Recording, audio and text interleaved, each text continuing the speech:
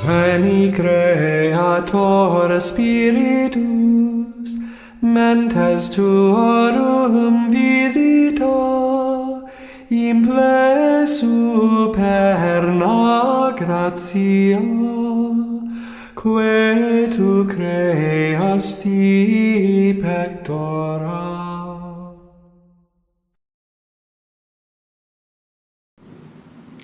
Livro da Paz Interior ou o Caminho do Paraíso.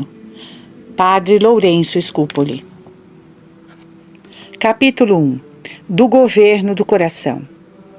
Teu coração foi criado por Deus com o fim único de amares a esse Deus e o possuíres em teu coração. Possuindo este amor, poderás fazer dele o que te aprouver. Qualquer coisa, então, por mais difícil que seja, te parecerá facílima. Por isso, o que antes de tudo deves fazer é cuidar de ter reta intenção e de governar teu coração para que teus atos externos nasçam verdadeiramente do interior. As penitências corporais e todos os exercícios com que se castiga a carne, não há dúvida que são atos louváveis, quando regrados por uma prudente discrição que deve levar em conta as circunstâncias pessoais de quem se penitencia. Se, entretanto, tua vida interior não acompanhar estes atos, eles de nada te servirão. Nenhuma virtude adquirirás com eles, a não ser vaidade e vento balofo de vanglória. Em uma palavra, será tempo perdido e fadigas desperdiçadas. A vida do homem é uma guerra e uma tentação contínua. Cuide em estar sempre vigilante e zelar por uma imperturbável paz de teu coração. Se algo de inquietação sensual desponta em tua alma, procura logo sopitá-la, pacificando teu coração e opondo-te a que ele se deixe atrair pelo mal. Tantas vezes farás este esforço, quantas nascerem em tua alma aqueles movimentos, seja na oração, seja em qualquer outro tempo. Somente saberás orar bem quando souberes agir bem. Lembra-te, entretanto, de que tudo se há de fazer com suavidade e sem violência. Em resumo, o principal e o contínuo exercício de tua vida deve ser pacificar o teu coração e cuidar, não se deixe arrastar para o mal. Capítulo 2. A paz interior. Antes de qualquer outra coisa, cumpre que guardes uma perpétua paz em tua alma. Mister se faz, portanto, que ponhas uma sentinela sobre teus sentimentos. Se o fizeres, chegarás a grandes coisas, sem grande esforço e com muita tranquilidade e segurança. Com esta sentinela que Deus te envia, cuidarás em orar com devoção, em obedecer com diligência, em humilhar-te e em suportar sem te abateres as injúrias. Certamente que antes de adquirires esta paz, muito terás que sofrer, mas depois tua alma gozará grandes consolações após qualquer contrariedade que te sobrevenha. E assim, dia a dia, melhor te irás resultando no teu exercício pela pacificação de teu espírito. Se às vezes te sentires atribulada, de maneira a te parecer não poderes guardar paz na alma, recorre à oração e não a deixes logo, imitando Cristo, Senhor nosso, que 3 vezes orou no horto. Ele queria com isso te mostrar que teu único recurso deve ser sempre a oração, e que por mais que te sintas abatida e desanimada, não deves deixar a oração. Orarás até que por fim vejas que tua vontade se dobrou à vontade divina, que a devoção e a paz voltaram à tua alma, e já te animaste novamente a receber, abraçar e dizer a quem antes aborrecias: Surgite eamus, ecce apropinquate, qui me tradet. Capítulo 3. Da persistência em zelar pela paz da alma. Como já dissemos, deves cuidar sempre para que não haja desassossegos em teu coração. Esforça-te por tê-lo sempre em paz, porque assim o Senhor edificará em tua alma uma cidade de paz, e teu coração será mansão de prazer e de delícias. Ele quer, porém, de ti, que após cada vez que perderes esta calma, te tornes a aquietar em todos os teus atos e pensamentos. E assim, como em um dia não se edifica uma cidade, assim também não penses que em um dia adquirirás esta almejada paz interior. Pois isto nada é senão a construção de uma casa, de um tabernáculo e templo para o Altíssimo. Será o próprio Senhor que o há de edificar, porque, a não ser assim, vão será todo o esforço. E lembra-te de que o fundamento deste exercício há de ser a humildade. Capítulo 4. De como é necessário desapegar-se do amor ao prazer. Deves entrar no caminho da paz interior por sua única porta, a da humildade. Para entrares, deves te esforçar muito, especialmente no começo, para abraçar as tribulações e coisas adversas e ter amor pelas coisas de que não gostas, como por alguma de tuas irmãs, por quem não sentes simpatia. Desejarás ser desprezada por todos e que ninguém te seja favorável, ninguém te conforte em tuas mágoas, a não ser o teu Deus. Grava no teu coração esta verdade. Deus tão somente é o teu bem e o teu refúgio. Todas as outras coisas não passam de espinhos, e muito errada estarás se a cingires ao coração. Se te humilharam, tudo suportarás com alegria, tendo por certo que isto prova que Deus está contigo. Outra honra não procures, senão padecer por seu amor. Tudo o que for para sua maior glória. Esforça-te por te alegrares quando alguém te verbere com injúrias e te despreze. Este desprezo é como pó que cobre um grande tesouro. Se dele te aproveitares, cedo estarás rica, e nem mais te darás conta do que te está fazendo sofrer no momento. Não cobices o afeto de ninguém, nem almejes que em boa conta te tenham, para que possas, sem que ninguém ponha embargo, sofrer com Cristo crucificado. Guarda-te de ti mesma, como de teu maior inimigo. Não sigas a tua vontade, a tua inteligência, a tua opinião, se não te queres perder. Quanto a este ponto, deves possuir armas com que te defendas. Sempre que tua vontade se estiver inclinada para alguma coisa, embora santa, considera-a primeiro com profunda humildade. Põe-na sozinha, isolada das outras, para melhor a poderes ver, e suplica ao Senhor que não se cumpra, a respeito daquela coisa, a tua vontade, mas a dele. Cuida, porém, não se imiscua na oração o teu amor próprio. Para evitar o perigo, repete a ti mesma que nada és e nada podes. Guarda-te dos teus pareceres, que simulam estar revestidos de santidade e de zelo. Desses, diz o Senhor, guarda-te dos falsos profetas, que vêm com pele de cordeiro e são lobos rapaces. Pelos seus frutos conhecereis quem são. Os seus frutos são deixar a alma na ansiedade e inquietação. Todas as coisas que te afastam da humildade e da paz interior, por mais que se embucem, são os falsos profetas, fantasiados em cordeiros. Sob a capa de zelo pelo bem do próximo, esconde-se um lobo rapace, que devorará a tua humildade, tua paz, imprescindíveis a quem quer progredir. Tanto mais deve ser a coisa examinada, quanto maior a aparência de santidade ela tiver.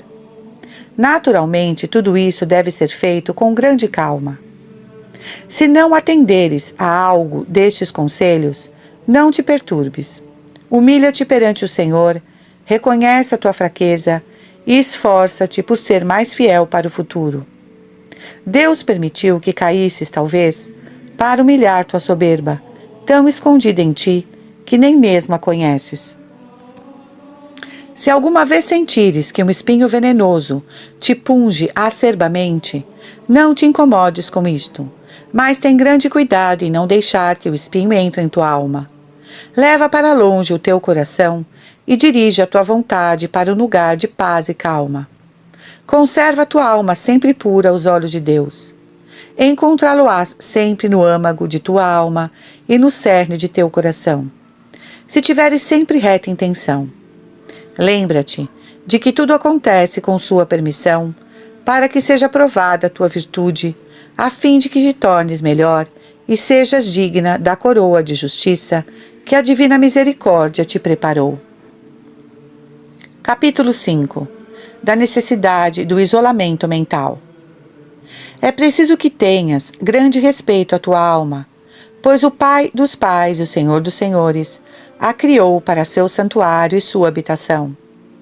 Deves considerar de tanta monta esta verdade, que jamais deixes qualquer coisa entrar em tua alma. Teus desejos e tuas esperanças apenas desejem e apenas esperem a vida tua no Senhor. Pois este, se não encontrar tua alma desabitada, nem mesmo a visitará. Em presença de outrem, suas únicas palavras serão de ameaça e repulsa. Ele quer morar sozinho na alma. Quer que ela esteja livre de pensamentos, livre de desejos e, muito especialmente, livre de vontade própria.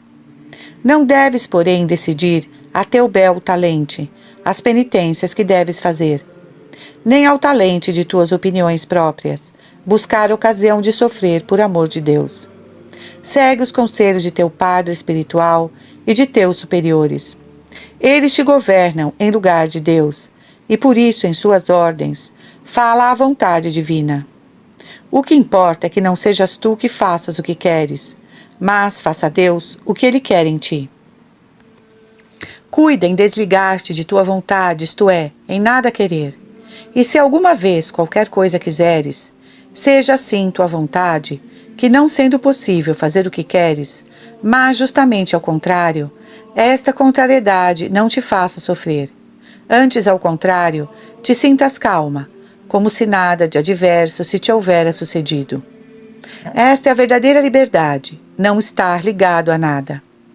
Se ofereceres a Deus a tua alma, assim livre, verás as maravilhas que o Senhor há de operar em ti. Ó solidão admirável, câmara secreta do Altíssimo, único lugar onde Ele dá suas audiências e fala ao coração. Ó deserto que se transforma em paraíso, pois somente aí Deus concede que se o veja e se lhe fale. Vadam et videpo visionem anc magna. Mas se queres chegar a essa solidão de alma, tira tuas sandálias e anda a pés descalços, porque é santa terra que pisas. Despe teus pés, isto é, despoja tua alma de seus afetos. Não leves saco nem bolsa, pois nada deste mundo deves ambicionar. A ninguém deves saudar, mesmo que te veja cercada de pessoas, pois deves ocupar em Deus todo o teu pensamento e todo o teu afeto. Deixa que os mortos sepultem os mortos e marcha sozinha, tu rumo à terra dos vivos, e não tenhas parte no reino da morte. Capítulo 6. Da prudência que se deve ter no amor ao próximo para não perder a paz da alma. Se algum dia experimentares, verás que o caminho da caridade para com Deus e para com o próximo é a verdadeira estrada que nos leva ao céu. Disse o Senhor que o fim de sua vinda à terra era o de aí acender o fogo que a deve abrasar. Mas, se nosso amor para com Deus não deve ter limites, não se dirá o mesmo a respeito do amor para com o próximo. Se não tivermos a devida moderação, grande dano nos poderá daí resultar. Para ganhar os outros, viremos a perder a nós mesmos. Deves amar o próximo de um modo que não acarrete males para a tua alma. Estás obrigado a dar bom exemplo, mas nada deves fazer unicamente com este intuito, para que não te venhas a danificar com o bem que a outros fizeste. Faz tudo, Liana, e santamente, sem ter em mente o próximo, mas somente a Deus. Sê humilde em todas as tuas obras, e verás quão pouco te é dado auxiliar ao outrem, quando fazes algo orgulhosamente, sob pretexto de dar bom exemplo. Não deves ter tal zelo pelas almas que venhas a perder a paz e o sossego.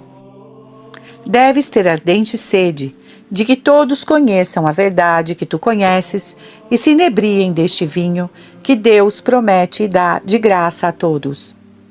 Esta sede pela salvação do próximo deves tê-la sempre, mas isto te deve advir, não de teu zelo indiscreto, mas do amor que tens a Deus. Deus é que haverá de trazer esta planta à solidão de tua alma, e somente Ele há de colher, quando tal lhe aprouver, os frutos.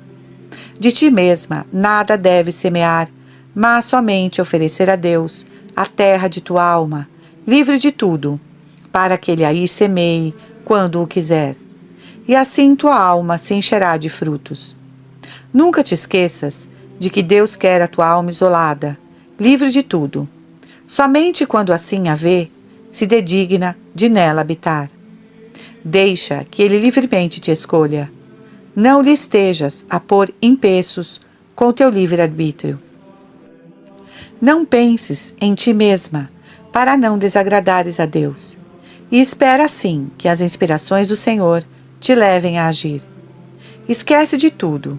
Despede-te de toda solicitude a respeito de ti mesma e de todo afeto às coisas terrenas, a fim de que Deus te vista de si mesmo e te inspire pensamentos que de ti mesmo nunca terias.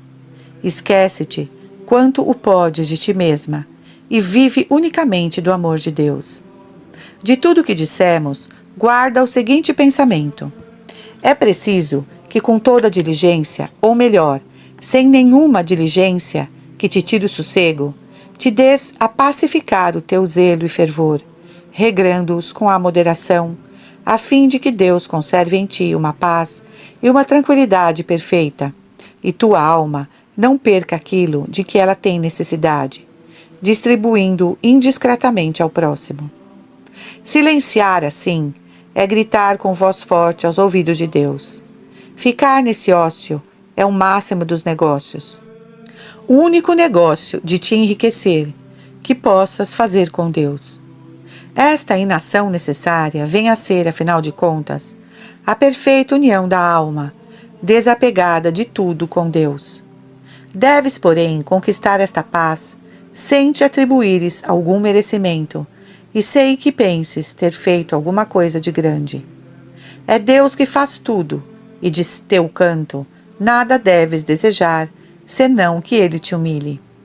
Cuida somente em lhe apresentar uma alma livre de todos os apegos terrenos e adornada com o desejo de que se cumpra em ti, perfeitissimamente, em tudo e por tudo, a divina vontade. Capítulo 7. Do desapego à vontade própria. Deves tudo fazer com serenidade, marchando passo a passo, começando pelo pouco e confiando sempre naquele Senhor que te chamou. Vinde a mim, ó vós, quanto trabalhais e vos esfalfais, porque eu vos aliviarei.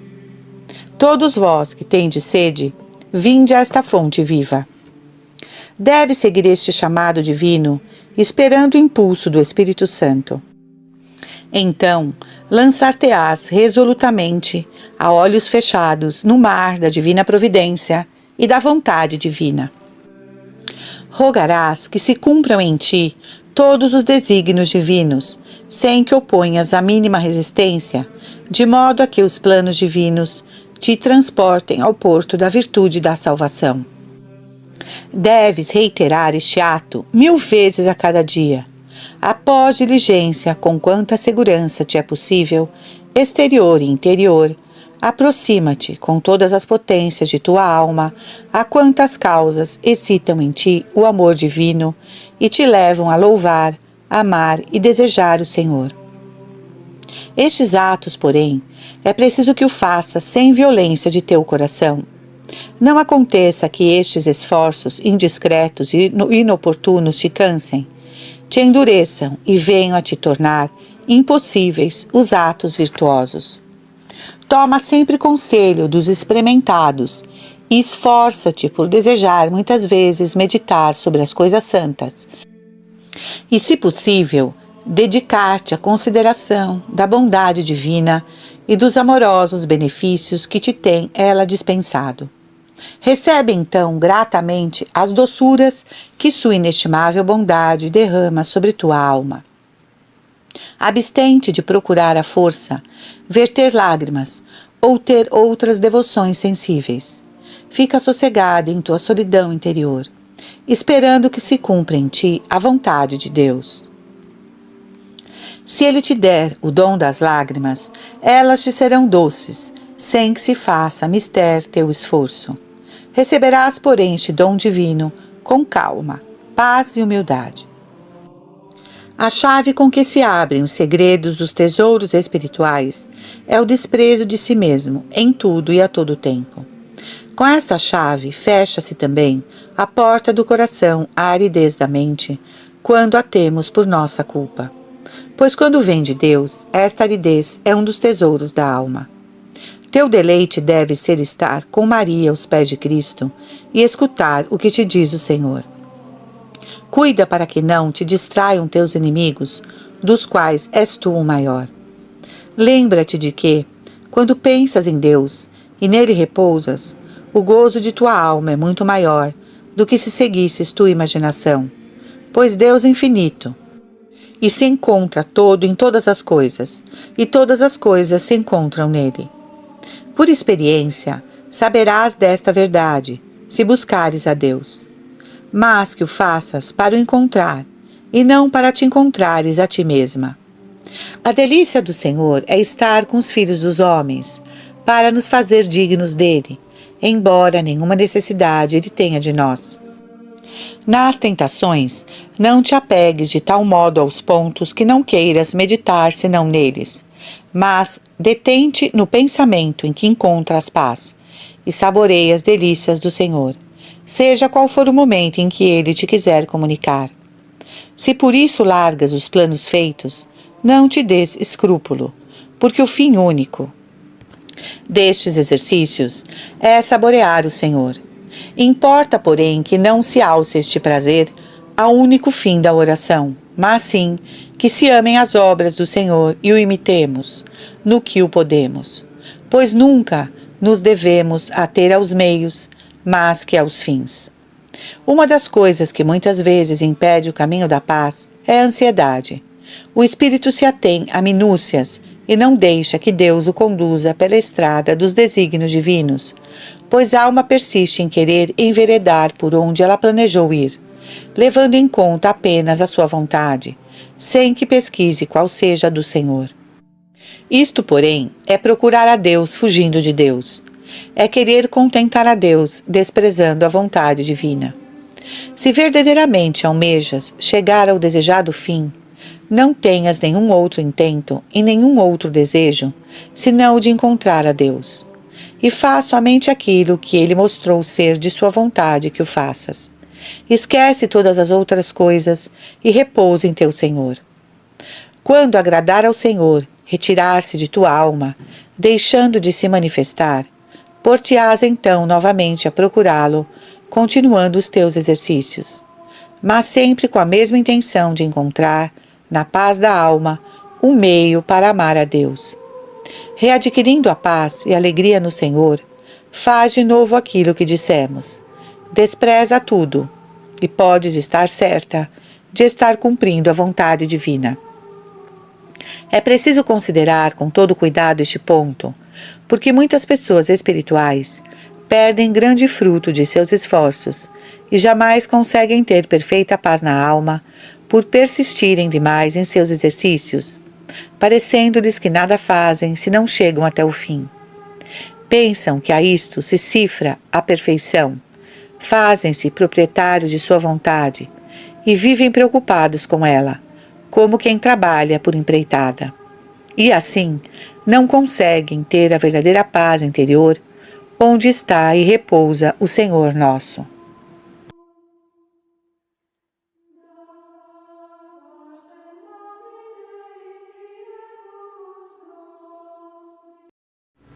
Capítulo 8. Da devoção ao Santíssimo Sacramento.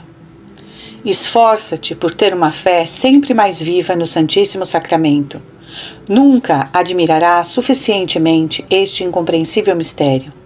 Considera muitas vezes a razão pela qual Deus se mostra sob espécies tão humildes, para te fazer mais digna, pois bem-aventurados são os que não viram e creram. Não tenhas o desejo de ver a teu Deus nesta vida sob forma diferente daquela do que ele se reveste no santo altar. Procura inflamar-te de amor por ele, para que tua vontade esteja pronta, sempre e cada vez mais, a obedecer à sua divina vontade.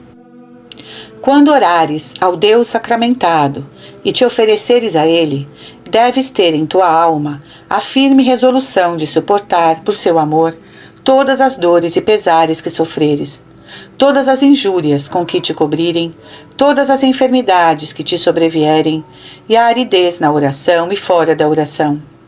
Deves lembrar-te do seguinte pensamento: muitas vezes hás de sentir esta aridez e apenas deves cuidar de que não sejas tu mesma a sua causa. Toda a tua felicidade será sofrer com teu amado Jesus e unicamente por seu amor. Não sejas inconstante naquilo que encetas, querendo hoje uma coisa e amanhã outra, mas persevera no que começaste e não duvides de que, lançando mão, com paz e serenidade, meios que te tenho apresentado, perseverarás até o fim, pois de tal modo te acostumarás a esta serenidade, que te seria intolerável tormento viver uma hora que fosse sem esta paz. Capítulo 9. De como somente a Deus devemos procurar. Ama os sofrimentos e alegra-te de que não encontres consolo nas amizades e de que não gozes dos favores mesquinhos que nenhum bem trazem à alma. Alegra-te também de que dependas sempre da vontade dos outros. Tudo te deve levar a Deus e nada te deve motivar em peços à marcha. Tua consolação será que tudo te é amargura e somente Deus é teu descanso. Oferece ao Senhor todos os teus sofrimentos. Ama-o e abre-lhe teu coração sem temor algum. Ele te conduzirá pela estrada verdadeira e te levantará quando caíres. Em uma palavra, se o amares, tudo terás. Oferece-te a Deus com paz e serenidade em holocausto.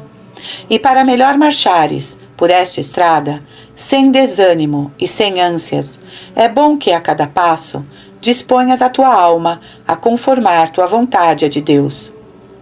E tanto mais graças hás de receber, quanto maior for tua conformidade. A disposição de tua vontade deve ser a seguinte: tudo querer e nada querer, segundo Deus quer ou não quer. A cada passo, acende em ti um sentimento de gratidão para com Deus, e não penses no que hás de fazer depois do momento em que agora estás. Nada se opõe, entretanto, a que todos providenciem com prudente solicitude e diligência pelas coisas necessárias ao seu estado. Ocupar-se nisto não desagrada a Deus, nem causa estorvo à paz interior, nem impede o proveito espiritual.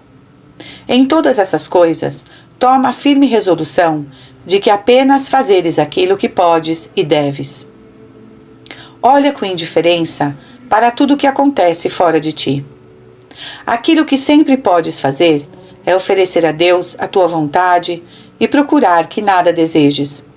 Porque sempre que possuíres esta liberdade e te tornares livre de tudo, coisa que podes fazer em qualquer tempo e lugar, possuindo algum ofício ou sem ofício nenhum, gozarás então da paz e tranquilidade. Nesta liberdade de espírito consiste a felicidade que almejas. Esta liberdade obtém-se permanecendo o homem em seu interior, sem se pôr à cobiça ou procurar coisa alguma fora de si. Todo o tempo em que fores assim livre, gozarás desta tua santa servidão. É nesta servidão que consiste o grande reino que temos dentro de nós. Capítulo 10. Das dificuldades íntimas que se apresentam aos que procuram esta paz. Muitas vezes a perturbação entrará em tua alma e te sentirás sem esta consoladora paz. É dos movimentos de teu coração levantar-se-ão nuvens de poeira que te tornarão fastidioso o caminho que deves trilhar. Deus o permitirá para teu maior bem. Foi nesta guerra que os santos conquistaram as coroas dos méritos. Senhor, olha para o teu servo, faça-se em mim a tua santa vontade. Sei e o confesso, que tuas palavras não erram e tuas promessas não falham, e confio nelas. Olha para a tua criatura e faz comigo quanto te aprouver. Deus meu, nada quero fazer que ponha obstáculos à realização de teus desígnios. Pertenço-te inteiramente. Feliz a alma que assim se oferece ao seu Senhor, cada vez que se sentir perturbada. Se esta batalha durar e não puderes conformar, tão prestes quanto almejarias, a tua vontade com a de Deus, não desanimes com isso, mas prossegue no teu oferecimento e na tua oração, e por fim vencerás. Considera a Cristo que se esforça no horto por aceitar o cálice que a parte humana de sua natureza recusava. Pater, si possibile est, transeat a me cálice ast. Mas sua alma logo readquiriria forças e com vontade enérgica, livre e com humildade profunda dizia: Veruntamen non mea, sed tua, fiat voluntas, inspite et fac secundum exemplar. Quando te achas em dificuldades, não des um passo sem levantar os olhos a Cristo, pendente da cruz. Verás em letras bem grandes como te deves portar. Imita fielmente este exemplo. Mas desanimes, se por vezes o teu amor próprio te perturba. Nem por isso deixarás a tua cruz, mas continua a orar e persevera na humildade até que percas tua vontade própria e te inflames no desejo de que a vontade divina se cumpra em ti. Se este for todo fruto de tua oração, contenta-te com isso. Mas, se não chegas a ter este desejo, tua alma se sentirá fraca, pois estará sem o seu alimento. Esforça-te porque, causa alguma, a não ser Deus, habite tua alma, um instante sequer. Esforça-te por não ter aversão a nada, nem consideres a malícia e os pecados dos outros, mas faz como as crianças, que com nada disso se preocupam, e por isso nada sofrem com estas coisas. Capítulo 11. Das artimanhas com que o demônio combate a paz de nossa alma. O nosso adversário está sempre a procurar meios de devorar a nossa alma. Por isso, esforça-te, porque percamos a humildade e a simplicidade e atribuamos o nosso progresso não à graça, mas aos nossos esforços e à nossa inteligência. Tudo, no entanto, foi feito pela graça, sem a qual nem mesmo poderemos pronunciar o nome de Jesus. E embora possamos de nós mesmos, com o livre-arbítrio, resistir à graça, não nos poderemos, porém, sem a graça, tornar dóceis a ela. De sorte que, se alguém não segue os impulsos da graça, é por culpa sua. Mas se segue estas inspirações de Deus, não faz nem o pode fazer sem a graça, que a todos é dada em medida suficiente. Nosso adversário tem em mente que nos julguemos mais diligentes que os outros e esperemos receber sempre mais numerosos dons de Deus. Mas o demônio quer que façamos tudo isso com soberba. Imprescindamos da consideração de nossa insuficiência, quando a verdade é que sem o auxílio divino nada podemos fazer. E assim, cheguemos a desprezar os outros, porque segundo pensamos, os outros não fazem o que nós fazemos. Por isso, se não cuidas muito e não fazes muitas vezes atos de humildade, cairás em soberba, como aquele fariseu do Evangelho, que se gloriava de suas virtudes e julgava que todos os outros eram pecadores. Esta soberba abriria o caminho de tua alma ao demônio, que se tornaria senhor de tua vontade e introduziria aí toda a sorte de vícios. Grande seria então o dano e o perigo. Para nos livrarmos disso, ordenou-nos o Senhor que vigiássemos e orássemos. É necessário, portanto, que estejas advertido do perigo, a fim de que não te prive o inimigo de tão grande tesouro, qual é a paz e a serenidade de alma. Com toda a pertinácia, o demônio não cessa de intentar privar-te deste repouso e perturbar a alma com ansiedades e desassossegos. Este é o grande dano que ele quer causar à nossa alma. De fato, é um grande dano, porque se nossa alma goza de serenidade, trabalha com facilidade, faz muito e faz tudo bem. Por isso deves perseverar no caminho tomado e resistir galhardamente aos encontros. Se, porém, a alma sente-se perturbada e inquieta, pouco faz, tudo sai imperfeito, cedo cansa e vive no martírio completamente infrutuoso. Se queres triunfar, se queres te furtar as artimanhas do inimigo, de nada deves cuidar tanto como de não deixar o desassossego entrar em tua alma, nem consentir em que fiques um momento sequer inquieta. E para que melhor te saibas guardar de enganos, toma por regra o seguinte: todo e qualquer pensamento que te afasta de um maior amor e confiança em Deus é um mau pensamento, e como tal, deve ser combatido e rejeitado, pois as inspirações do Espírito Santo nos levam sempre a uma maior união da alma com Deus e nos inflamam neste doce amor e nos enchem de santa confiança. As inspirações do demônio induzem justamente ao contrário. Para isto, vale-se ele de todos os meios, por exemplo, infundindo-nos grande temor, aumentando nossa fraqueza ordinária, dando-nos a entender que nossa alma não está disposta como devia, tanto para a confissão como para a comunhão e a oração. E a alma, com todas essas insinuações, torna-se tímida, desconfiada e inquieta. Além disso, o demônio faz com que soframos, sem resignação, a falta de devoção sensível, e faz com que pensemos que estamos perdendo nosso tempo e que melhor seria deixar tantos exercícios. E nessa inquietação e desconfiança, julgamos que tudo o que fazemos é inútil e sem fruto algum, crescendo então nossa angústia e temor. Chegaremos até mesmo a pensar que fomos abandonados por Deus. A verdade, porém, é toda outra, pois são inumeráveis os bens que nos advêm da aridez e da falta de devoção sensível. O que é preciso é que a alma entenda aquilo que Deus pretende com esta prova que lhe envia. Enquanto perdura este estado, a alma apenas deverá exercitar a virtude da paciência, perseverando em obrar bem quanto lhe é possível. Para que melhor percebas o quanto de útil e de bem te provém desta provação, e para que a prova não te venha a resultar em mal, por não a teres entendido, brevemente exporei os bens que lhe advirão de uma humilde perseverança nos exercícios durante o estado de aridez. Assim, não perderás o sossego quando te acontecer que te encontres em estado de aridez de mente e de angústia do coração, ou em alguma tentação, por mais horrível que seja. Capítulo 12. A alma não se deve inquietar com as tentações exteriores. Muitos são os bens que a aridez e as dificuldades espirituais causam à alma, se esta as recebe com humildade e paciência.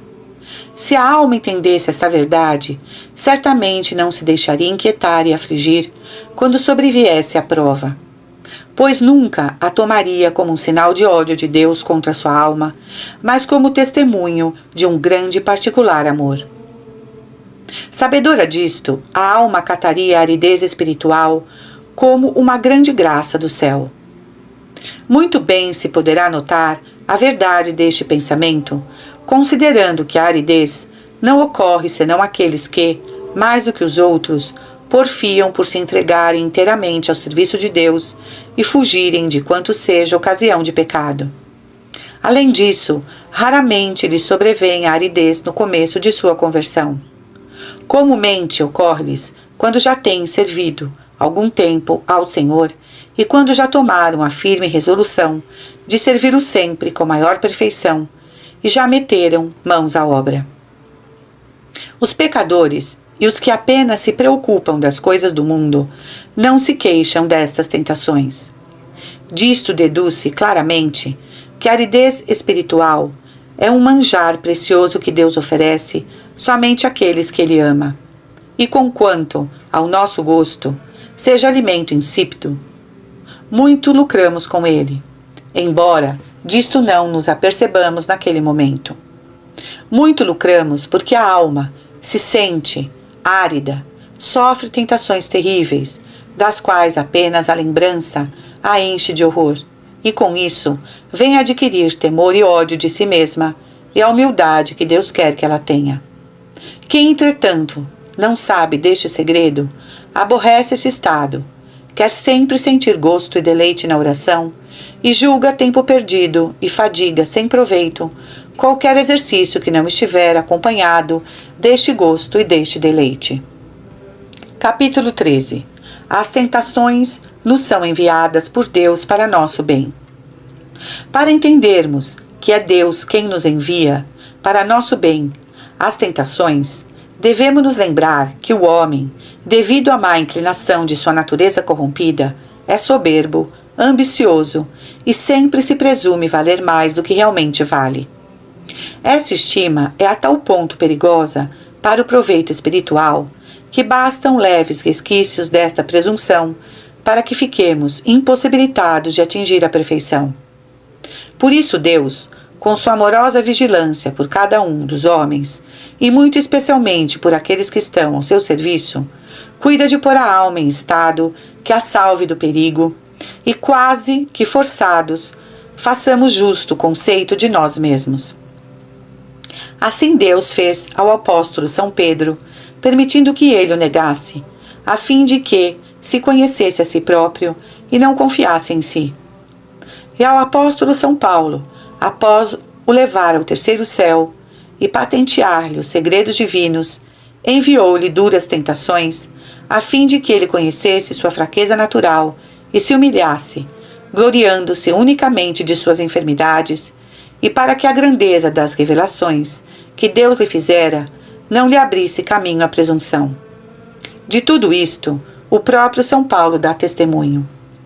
Deus se apieda de nossas misérias e más inclinações e permite que sejamos tentados de muitas maneiras e às vezes de um modo terrível, para que nos humilhemos e saibamos verdadeiramente quem somos. A nós, porém, muitas vezes parece que sejam inúteis e prejudiciais aquelas tentações. Mas Deus, assim procedendo, mostra sua bondade e sabedoria, pois com aquilo que a nós nos parece mais nocivo, mais ele se alegra, para que mais nos venhamos a humilhar. E é de humildade que mais carece nossa alma. Ocorrerá, todavia, a miúde, que o servo de Deus, preocupado com sua aridez de espírito, com sua tamanha frieza no coração e com os maus pensamentos que lhe acodem à mente, pense que isto lhe advenha devido às suas imperfeições e que ninguém haja que sirva a Deus com maior tibieza e tantos defeitos tenha como ele. Pensará também, talvez, que tentações só ocorram às almas que Deus abandonou e que, portanto, também ele merece ser abandonado por Deus. E assim, quem se pensava antes valer alguma coisa, agora curado de sua doença por este amargo remédio que o céu lhe enviou, vê que ele é o pior dos homens, indigno até do nome de cristão. Jamais, porém, havia de fazer de si este conceito se não tivesse sofrido aquelas grandes tribulações, aquelas tentações extraordinárias. Grande graça faz Deus às almas que se entregam às suas mãos, em as tratando como lhe apraz e dando-lhes aqueles remédios que ele, e somente ele, sabe serem úteis e necessários para o bem daquelas almas. Além deste bom efeito, ainda há outros que as tentações e provações produzem na alma. Pois, a braços com a tribulação, o homem se vê obrigado a recorrer a Deus e procura viver bem para se livrar daqueles sofrimentos. Com o mesmo intuito, ele examina seu coração, foge do pecado e de tudo o que é imperfeição ou afasta de Deus. E assim, o homem vê a provação que lhe é de grande utilidade. Julgava-se nociva e vê agora que lhe serve para aproximar-se de Deus com maior fervor e afastar-se de tudo quanto não parece conforme a vontade divina. Todas essas tribulações Todas estas fadigas e esforços não passam de amoroso purgatório se suportarmos tudo com paciência e humildade. E ainda, esses sofrimentos nos darão no céu aquela gloriosa coroa que só com o sofrimento se adquire. Tanto mais gloriosa ela há de ser, quanto maiores tiverem sido as tribulações.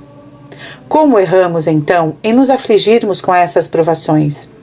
As pessoas inexperientes logo atribuem aos seus pecados e imperfeições ou ao demônio aquilo que é o próprio Deus quem lhe envia. Tomam como sinal de ódio o que é sinal de amor. Tomam como frutos de um coração irado as carícias e os favores divinos. Imaginam então que é baldado e sem mérito tudo quanto fazem e que o seu estado não tem mais remédio. É preciso que as almas façam um justo conceito da realidade e tenham a certeza de que, se bem se aproveitam das ocasiões, estão em excelente estado. Todos esses sofrimentos são mais uma prova da amorosa providência que Deus tem por nós.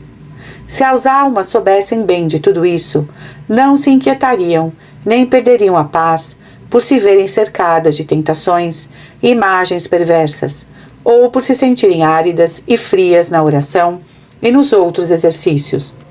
Prosseguiriam serenas e perseverantes, humilhar-se-iam perante o Senhor e fariam um novo propósito de cumprir em tudo e por tudo a vontade que o Senhor quisesse. Além disso, esforçar-se-iam por conservar sempre a paz e a tranquilidade, tudo aceitando do Pai Celeste, pois de Deus provém o cálice de amargura que às vezes nos é oferecido a beber. Mas, sejam moléstias, tentações dos homens ou do demônio, ou sejam teus pecados, qualquer coisa que seja o que te aflige, é sempre Deus que te envie, embora o faça de várias maneiras, consoante mais lhe apraza. É Deus que te envia esta provação, embora só repares na sua parte má, por exemplo, quando teu próximo te causa algum desgosto ou te ofende. Deus, porém, se serve disto para teu benefício. Em vez de te afligires com isso e te contrariares, deves, ao contrário, agradecer ao Senhor com grande alegria, fazendo o que podes, com perseverança e resolução, sem perder tempo em lamúrias. Com isto, obterás os grandes méritos que Deus quer que adquiras com a ocasião que Ele lhe oferece. Capítulo 14. Do que convém fazer para que nossas faltas não nos façam perder a paz. Em tuas obras ou palavras, poderás cair alguma vez em falta ou negligência, como por exemplo, inquietando-te por algo que te ocorra, ou murmurando e revoltando-te internamente contra qualquer coisa, ou não refreando algum acesso de impaciência ou de curiosidade. Enfim, caindo em qualquer espécie de falta, uma vez ou muitas vezes. Acontecendo-te isto, não fiques inquieta, nem te aflijas a pensar no que aconteceu, angustiando-te e perdendo a tranquilidade, dizendo a ti mesma que é impossível reagir contra a tua fraqueza, ou que a causa de tudo são as tuas imperfeições, ou pouca firmeza de propósito, ou ainda dizendo que não caminhas no Espírito e na estrada do Senhor. Todas estas ideias te poderão vir à mente, mas o único fruto será que estes temores te encherão de descontentamento e desânimo. Sentirás acanhamento de te apresentares novamente a este Senhor, em quem não confiaste e cuja fé não foste fiel. Perderás o tempo em improfícuos exames sobre teus atos, examinando-te se foi pensadamente que contestaste a falta e se consentistes ou não. Entre mentes, sentindo-te fora da estrada da perfeição, te sentirás pecadora e temerás a confissão. Longo tempo permanecerás em escrúpulos no confessionário, e nem assim a calma retornará ao teu coração, pois parecer-te-á que não confessaste tudo. Tua vida se tornará dura, pois repleta de inquietações. E pouco será o fruto e grande a perda de méritos. A causa de tudo isto é não conhecermos nossa fragilidade natural e não entendermos a maneira como deve a alma praticar com Deus. Se, porém, tivermos essas verdades em mente, mais facilmente cuidaremos de uma humilde e amorosa conversão quando tivermos caído. Muito mais vale esta humildade e reto discernimento das coisas do que o desânimo, a aflição e escrupulosos exames das faltas veniais em que caímos. Provavelmente, estas aflições versarão sobre faltas ordinárias e veniais, pois trato agora das almas que procuram viver no caminho da perfeição. Os que vivem em pecado mortal e ofendem a Deus por qualquer nonada, estes precisam de remédio diferente do que vimos agora apresentando. A estes não falta a razão de viverem perturbados e de tomarem mínimo cuidado em se examinarem e se confessarem, pois o que urge quanto a estes é que, por culpa e negligência própria, não se venham a perder eternamente. Voltando ao nosso assunto, acrescento que devemos ter paz e sossego, não somente após cometer faltas ligeiras, como também se tivermos caído em pecados mais graves. Somente assim nossa conversão terá como base a confiança no Senhor. Pode Deus permitir que caiamos às vezes em faltas mais graves que as costumeiras. Talvez sejam elas numerosas e as façamos não por fraqueza, por malícia. Mas o arrependimento não a levará a um estado perfeito se não for acompanhado de amorosa confiança na bondade e misericórdia de Deus. Disto devem principalmente cuidar as pessoas que desejam não somente deixar as suas misérias, mas ainda adquirir as virtudes, crescer no amor de Deus e a Ele mais e mais se unirem. Muitas almas espirituais não se decidem a aceitar esta verdade. Por isso estão sempre abatidas e desconfiadas. Não andam para a frente no caminho da virtude e não se predispõem a graças maiores que Deus tem em mente lhes conceder. E pautando-se por este teor, a vida se lhes torna pesada. Mas é inútil ter compaixão deles, porque não querem seguir senão suas ideias e não abraçam a verdadeira e salutar doutrina que leva os homens às mais altas virtudes da vida cristã e àquela paz que Cristo trouxe à terra. Sempre que dúvidas de consciência deixarem inquietas essas almas, devem recorrer ao padre espiritual ou a outra pessoa que lhe pareça conspícua para este mistério. Acatem com docilidade o que for respondido e retornem à paz do coração. O capítulo seguinte dirá o que ainda me resta expor sobre a inquietação proveniente. Capítulo 15. A paz imperturbável em que deve viver a alma. Nunca te esqueças da seguinte regra. Por mais que tenhas caído em faltas, conquanto grandes, embora nela recaísses 4.000 vezes, não obstante faltasses voluntariamente, apesar de tudo, não te inquietes, abandonando-te a uma dor exaustiva, não percas a paz, não te ponhas a prescrutar muito a tua consciência. Mas, reconhecendo tua falta, considera tua fragilidade e, com humildade, volta-te amorosamente para teu Deus e diz-lhe vocalmente ou em tua alma: Senhor, pequei, porque sou lama da terra, e outra coisa, que não estes e outros defeitos, não se poderia de mim esperar. E se não fossem os auxílios de tua vontade, em muitos outros pecados eu haveria de cair. Agradeço-te por tudo aquilo de que me livrastes e arrependo-me de ter pecado, não correspondendo às tuas graças. Perdoa-me e concede-me que não mais te ofenda e que nada me separe de ti, pois a ti unicamente quero servir e obedecer sempre.